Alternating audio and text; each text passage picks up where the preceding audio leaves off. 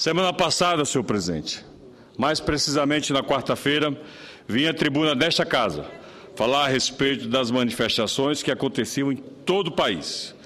As manifestações continuam, inclusive na minha capital, em Aracaju. Repito o que venho dizendo, e não é uma fala recente.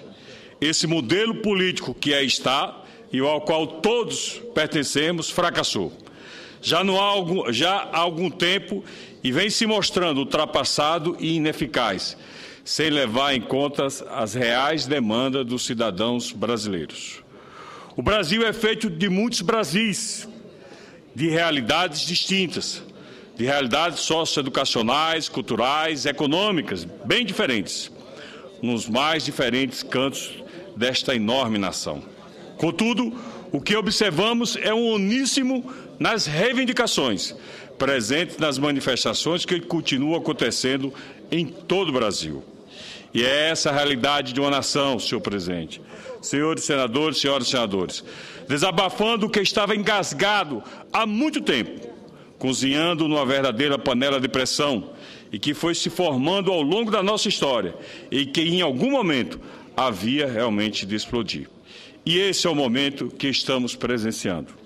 A nossa Carta Magna, no seu capítulo 1º, no artigo 5º, diz: todos são iguais perante a lei, sem distinção de qualquer natureza, garantindo-se aos brasileiros e estrangeiros residentes no país a inviolabilidade do direito à vida, do direito à liberdade, à igualdade, à segurança e à propriedade. Mas será que de fato é isso que está acontecendo? Sabemos que não, senhor presidente. A igualdade social é ainda a desigualdade social é ainda muito grande em nosso país. A diferença entre o que está escrito, não apenas no texto constitucional, e aqui temos que ser justos e ressaltar, foi um grande avanço para o país, tanto é que a conhecida como Constituição do Cidadão e o que é a realidade do nosso país é uma proporção abissal, espantosa, enorme. Os números que nos são colocados em relatórios mostram uma realidade incompatível com a realidade que vemos, que acompanhamos e que agora os cidadãos exigem nas manifestações.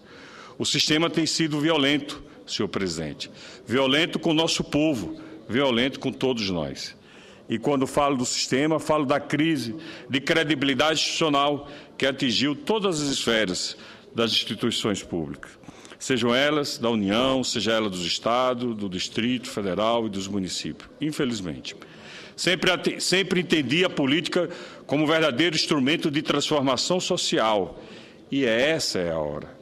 Basta de boas intenções, precisamos verdadeiramente de boas ações. É uma violência, senhor presidente, senhores senadores, o que vem acontecendo ao longo dos anos com a saúde pública no país. O SUS, da forma como foi pensado, é sem dúvida muito grandioso, é verdade. Mas quanto tem sido realmente eficiente em muitos cantos desse país? Só para ter uma ideia, uma pesquisa encomendada pela CNI, realizada pelo IBOP, titulada, abre aspas, Retratos da Sociedade Brasileira, Saúde Pública, fecha aspas, divulgada em janeiro do ano passado, apontava que o serviço público de saúde era considerado ruim ou péssimo para 61% dos brasileiros. E o Nordeste, minha região, senhor presidente, foi a que teve a pior avaliação. Lá, 62% dos cidadãos considera que a qualidade do sistema público de saúde de sua cidade é ruim ou péssima. Só para dar um exemplo, senhor presidente, na cidade que nasci, na minha cidade, Itabaiana, o hospital público está em reforma há mais de 5 anos, senhor presidente. Em reforma há mais de 5 anos, sem concluir a reforma, seja do centro cirúrgico, seja da urgência, seja da UTI, enfim. E ontem conversava com o enfermeiro me dizendo, Eduardo, não tem nem anti-inflamatório injetável, não tem sonda nasogástrica, não tem antibiótico.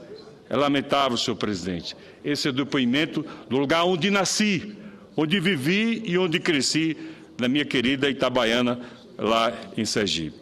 À época, o próprio ministro, quando se fez a pesquisa, o ministro da Saúde, Alexandre Padilha, disse ao G1 que o diagnóstico da população estava, de fato, correto.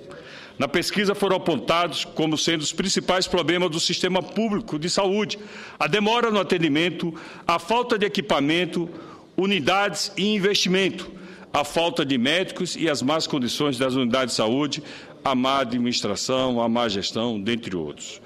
Tudo que foi apontado e quantificado na pesquisa coincide com o que vem se falando há bastante tempo, nenhuma novidade.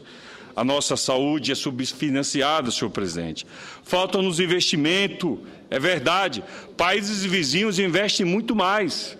Já mostrei isso aqui, que o percentual de gasto público com saúde no Brasil é de pouco mais de 45% do valor este, bem inferior ao da maioria dos países desenvolvidos, tais como Holanda, 85%, Noruega, Dinamarca, Reino Unido, Suécia, Itália, França, Alemanha, Canadá, enfim. Mas não é só inferior dos países desenvolvidos, não, senhor presidente. É inferior também a países da América Latina, a países da América do Sul, como exemplo a Colômbia, como exemplo a Costa Rica, a Bolívia, a Argentina, o Peru, ou seja, os países irmãos, países vizinhos. Entretanto, falta-nos também uma política de recursos humanos que valorize todas as 14 categorias, senador Eunício, todas as 14 categorias que compõem a área da saúde: enfermeiros, médicos, psicólogos, assistentes sociais, técnicos de enfermagem, uma política de recurso humano que fixe realmente o profissional no posto de saúde, no hospital, na unidade, no ambulatório, enfim. Hoje, o que faz atenção básica no Brasil, o fazem por vocação, já que o reconhecimento muitas vezes não há, assim como não há um plano de carreira para todas estas categorias. Além de tudo isso, faltam muitas vezes condições de trabalho. O próprio ministro Alexandre Padilha, em audiência pública realizada há pouco mais de um mês aqui na CAS, na Comissão de Assuntos Sociais, aqui no Senado, nos informou sobre o PROVAB, Programa de Valorização do Profissional de Atenção Básica, criado pelo Ministério da Saúde, em parceria com o médico, onde, a partir deste ano, cerca de 4.300 médicos estarão atuando nas periferias da cidade do interior e também das capitais do nosso país. Bem, se assim for, precisamos muito menos importar médico, seja de Cuba, seja da Europa, da Espanha ou de que país for, senhor presidente. No pacto lançado pela presidente Dilma Rousseff ontem, ela nos disse que, abre aspas, quando não houver médico brasileiro, seria feita uma importação de médicos estrangeiros para trabalhar nas zonas interioranas do país, fecha aspas. Enquanto pergunto aos senhores senadores, e o PROVAB, está dando certo ou não? Está sendo eficiente no que se propõe? O doutor José Augusto Barreto, meu ilustre professor de cardiologia, um abnegado, um entusiasta, não só da medicina, que muito ensinou aos médicos de Sergipe e além fronteira, que dá o seu exemplo como profissional, como abnegado, professor médico sergipano, aposentado de cardiologia da Universidade Federal de Sergipe, onde conversávamos sobre o nosso país. E carta endereçada à presidente Dilma no ano passado, parece que ele estava prevendo tudo o que está acontecendo, Moca. Eu ouvi a carta.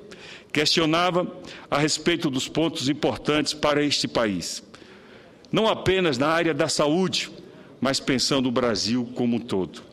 Dentre os pontos destacados pelo professor Zé Augusto Barreto, citados, questionava também a gestão pública de maneira clara e pertinente, o controle dos gastos públicos, a qualidade do gasto público, a situação precária da nova infraestrutura, da saúde, da educação.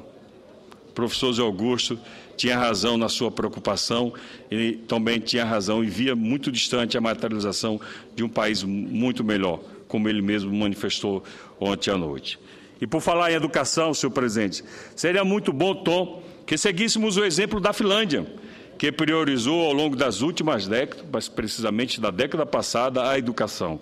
Que nesse caso específico, educação de qualidade, educação que anda de mãos dadas com a equidade.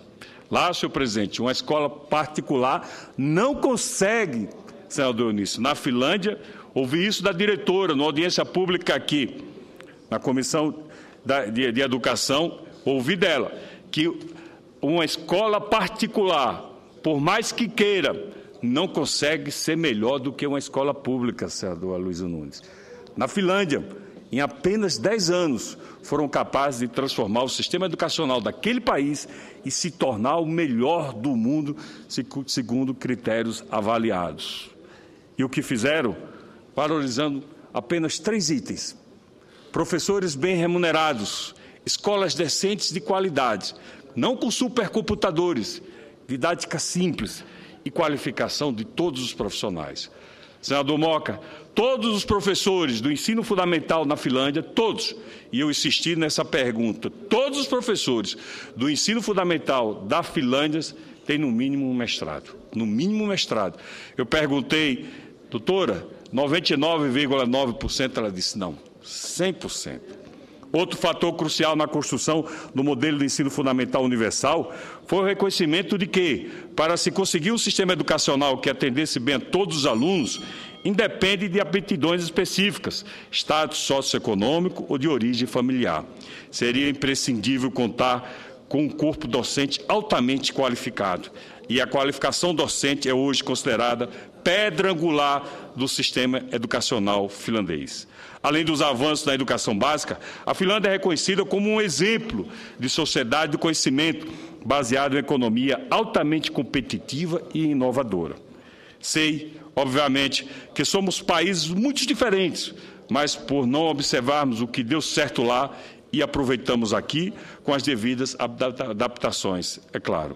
Por que não incentivarmos que, além das áreas tecnológicas, que são o enfoque principal da Ciência Sem Fronteira, o próprio campo da preparação do docente poderia se valer de projetos de pesquisas, conjuntos e de intercâmbio de docentes, estudantes de pedagogia e licenciatura, assim como professores universitários e